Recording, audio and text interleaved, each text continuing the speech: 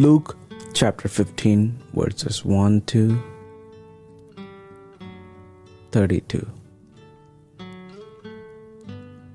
Now the tax collectors and sinners were all drawing near to hear him. And the Pharisees and the scribes grumbled, saying, "This man receives sinners and eats with them." So he told them this parable. "What man of you, having 100 sheep, if he has lost one of them, does not leave the 99 in the open country and go after the one that is lost until he finds it? And when he has found it, he lays it on his shoulders, rejoicing. And when he comes home, he calls together his friends and his neighbors, saying to them, 'Rejoice with me, for I have found my sheep that was lost.' Just so I tell you, there will be more joy in heaven over one sinner who repents than over 99 righteous persons who need no repentance.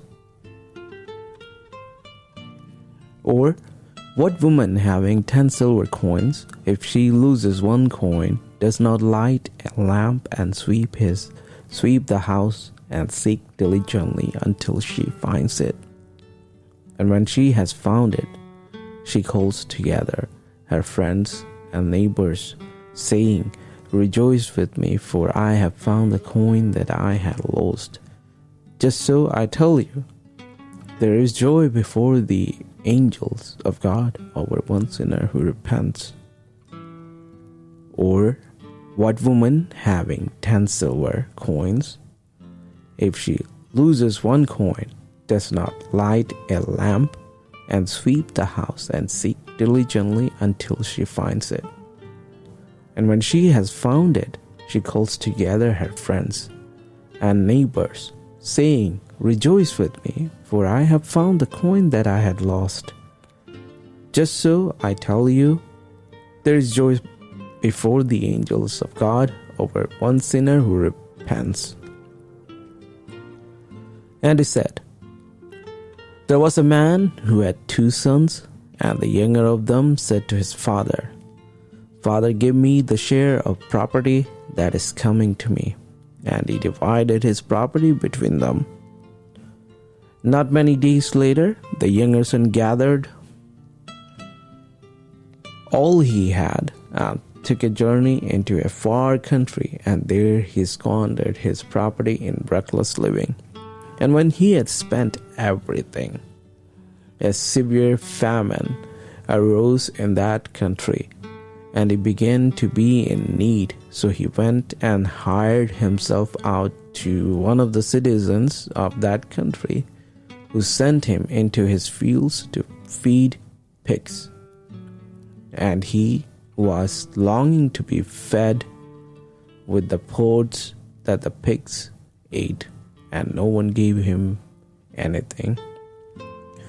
But when he came to himself, he said, 'How many of my father's hired servants have more than enough bread, but I perish here with hunger? I will arise and go to my father, and I will say to him, Father, I have sinned against heaven and before you. I am no longer worthy to be called your son. Treat me as one of your hired servants.'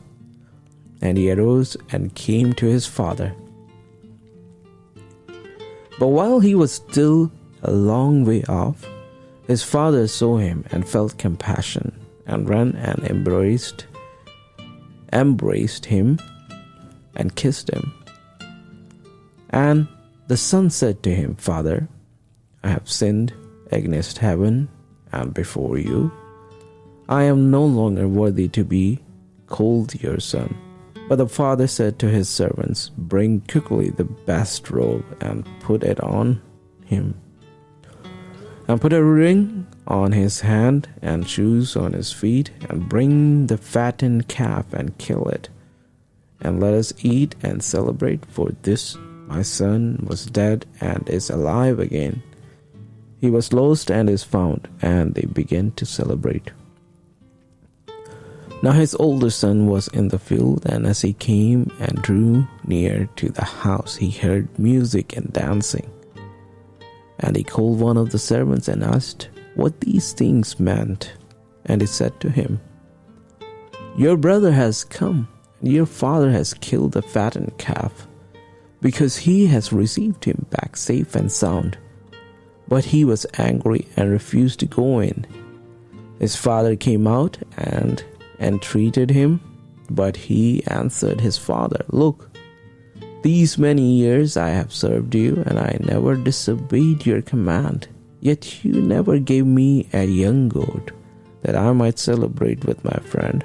But when this son of yours came, who has devoured your property with prostitutes, you killed a fattened calf for him?"